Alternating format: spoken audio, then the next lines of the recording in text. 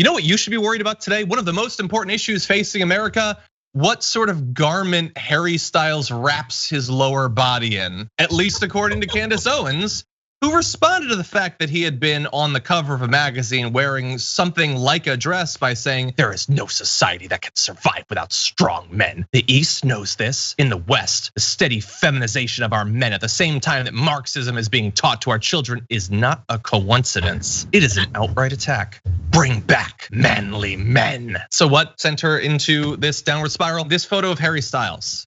So if the news didn't demand it of me, I would never talk about Harry Styles. I don't care about Harry Styles. He had a pretty good episode of SNL. I've never listened to any of his music. I'm gonna guess that a lot of women probably look at that photo and think, not bad, if I had to guess. But that right there, that's the downfall of society. Bring back manly men like Donald Trump and Tucker Carlson. Bring them back. We can't survive without, but he's not even American, I don't think. Isn't he from the UK? Like, we got our own things to worry about. You know, people are dying of COVID. They don't have health insurance, buried in student loan debt. The economy's not doing so well. But we should worry about Harry Styles. We have more, Francesca, including some other takes from right wingers. But what do you think about Candace Owens' fashion critiques there? I mean, look, man, you got a bunch of Proud Boys who can't wear big boy pants marching through the streets of DC, aggressing on anyone they come across with. They're all manly men. They got AR-15s, right? Isn't this what we're supposed to celebrate? Just unmitigated violence and toxic masculinity. It is so sad where the BS myth of manly men has gotten us. Now about this photo, notice the only thing that feels effeminate, the only thing is that it's a big jacket, a like trendy cool jacket that someone decided to just drape in a V. That's it, that's really all it is. If he had pulled it all the way up to his neck and exposed his clearly amazing body, it would have been fine. You're triggered by an angle, straight up, that's it. No, look, Franny. So look, there are other photos of him where he's in something that's much more clearly a dress or whatever. But again, like, who cares? Who cares? You're right, that outfit, like, I have a feeling he's draping it off himself because he likes his body. You know, some guys are blessed with their bodies. Harry Styles, Donald Trump, some of them just got it, and they want to flaunt it. And so he's flaunting it. Yeah, but this is the other thing though. And this is, I think, look, when it comes to gender nonconformity and really imploding the gender binary, which we know triggers the right like crazy, this is the stuff.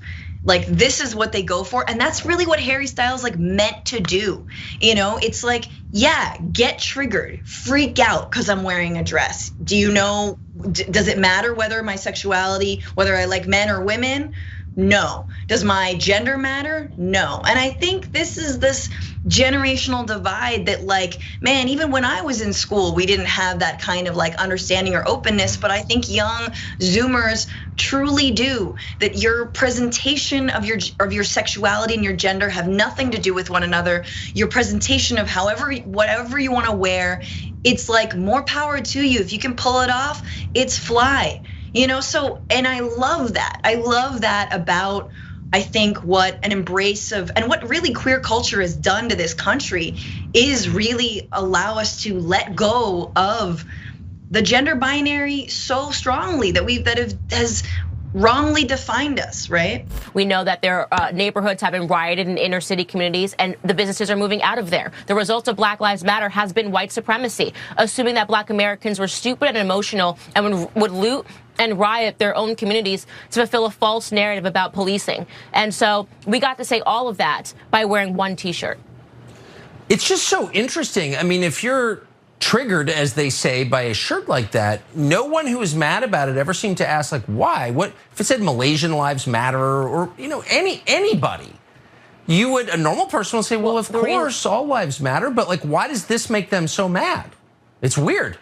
and dark. It makes them so mad because there is actually in this country a hatred toward white people. It is undeniable. The worst thing that you can be in this country, far from what they're telling you, I would say two things. First and foremost, a black child in the womb of its mother. That is the most unsafe place for a black child to be. The second thing is a white straight male, right? Because they perceive that as being too normal, right? It's too normal for you to be a white straight male. You need to make yourself somehow problematized by saying that you're trans, that you're suffering, that you're gay, that you're Hispanic, that you have a biracial mother, something. People are dying.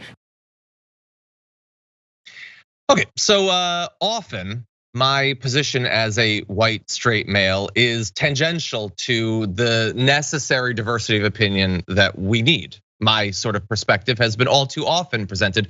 But in this case, it comes in handy because Candace Owens there says, you should feel bad for people like me. Now, granted, she means conservative white straight male, which I'm not.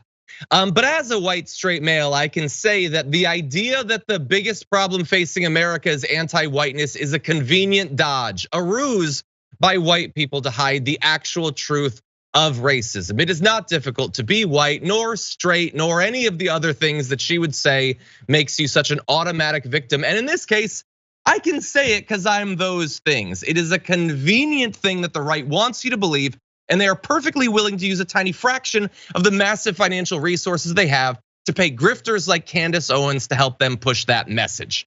And when it comes to the shirt, we don't need to ask why. First of all, not triggered. I understand exactly why she's wearing the shirt, why Kanye West was wearing the shirt. But for Tucker Carlson to pretend like, why are you guys offended by that? It's so benign. It's like saying Malaysian lives matter after he spent like a solid year pissing his pants over the fact that people wearing Black Lives Matter is rich at this point. And then for her to join the show and say that the looting that happened, the destruction, was the design of Black Lives Matter. That is exactly the sort of stuff that she's brought on Fox News to say. And it is convenient, Ida, that in talking about Kanye West's stunt there, they conveniently dodged the fact that he had talked about going DEFCON 3 on all Jewish people like 48 hours earlier, as if they hadn't seen that. I guess it wasn't in the news, so they couldn't know. But no, they have to pretend that they're opposed to anti-Semitism while running cover for a guy who's talking about waging some sort of maybe metaphoric war on Judaism.